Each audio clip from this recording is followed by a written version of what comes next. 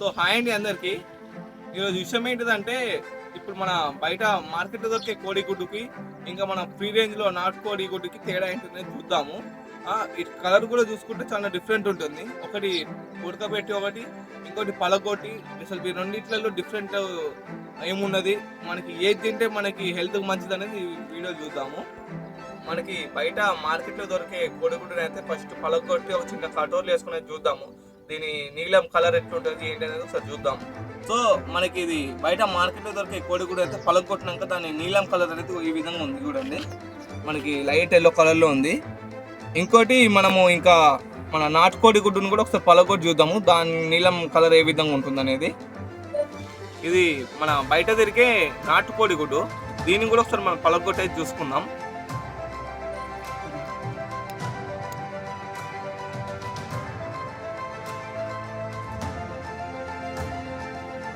మనం 2 కోడిగుడ్లను అయితే పలగొట్టుకున్నాము. ఇదేమో మనకి నాటుకోడి గుడ్డు, ఇదేమో దీంట్లో మనం కలర్ కూడా చాలా లైట్గా ఉంది. ఇది చూడండి, మనం బయట మార్కెట్లో దొరికే కోడిగుడ్డు, దీని కలర్ అయితే చాలా టిక్కుగా ఉంది. ఈ రెండిట్లలో మనకి ఏది నాటుకోడి అనేది ఉత్తిగా అర్థమవుతుంది. ఇప్పుడు మనము అది పలగొట్టి అయితే చూసినాం కదా. ఇప్పుడు మనం ఈ బయట దొరికే కోడిగుడ్డును ఈ నాటుకోడి గుడ్డు అయితే ఇప్పుడు మనం ఉడకబెట్టి అయితే ఒకసారి చూద్దాము.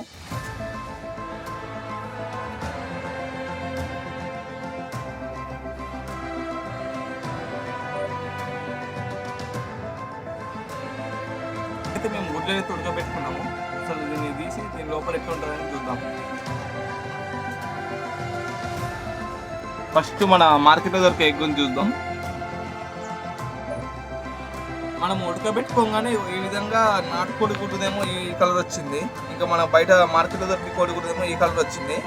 ఈ రెండిట్లలో మనకి బెస్ట్ ఏంటిదంటే, నాటుకోడి గుడ్డు తినడం వల్ల మనకు హెల్త్ బెనిఫిట్స్ అనేవి చాలా ఉంటాయి.